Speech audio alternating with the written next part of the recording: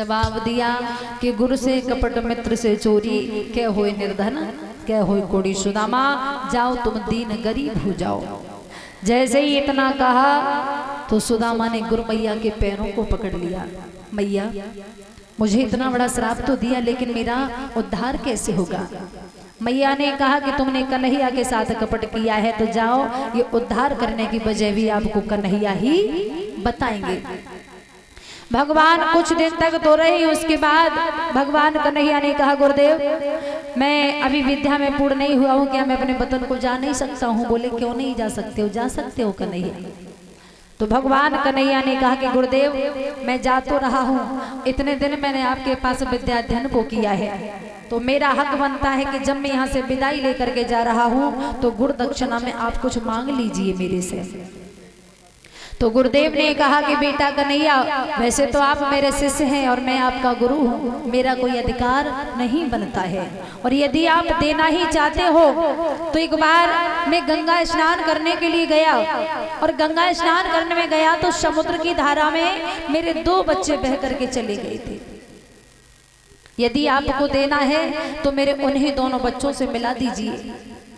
भगवान ने गुरुदेव का आशीर्वाद लिया, समुद्र के पास जाकर के पहुंचे तो समुद्र ने दोनों हाथ जोड़े, प्रभु जो आपके गुरुदेव के बच्चे दोनों बह करके आए थे वो मेरे पास नहीं है, वो जल के राजा वरुण देव के पास में है।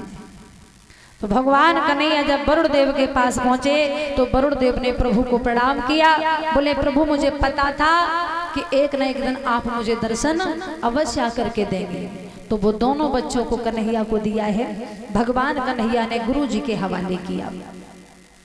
जब भगवान कन्हैया वहां से चल दिए तो सुदामा भी रोने लगे। सुदामा ने कहा कन्हैया मुझे इतना बड़ा श्राप लग गया, लेकिन मेरे उद्धार होने की वजह क्या है।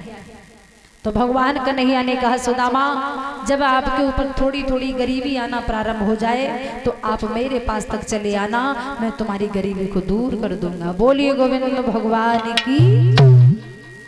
तो भगवान कन्हैया ने वहां से जाने के बाद 7 समुद्र के बीच में एक छोटा सा नगर बसाया, जिस नगर का नाम पड़ा है द्वारिकापुरी, और विश्वकर्मा को बुलवा करके उस द्वारिकापुरी का निर्माण कराया। उसी द्वारिकापुरी में भगवान कन्हैया अपना वास करने लगे हैं।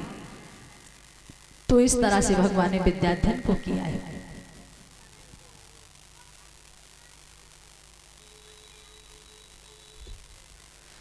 भगवान कन्हैया ने इस प्रकार विद्याध्ययन को किया है। एक 2 लाइन का छोटा सा कीर्तन बोलते हैं, उसके बाद आगे भगवान कन्हैया की प्रथम शादी जो रुक्मिणी के साथ में हुई थी, बड़ा सुंदर बड़ा आनंद आएगा।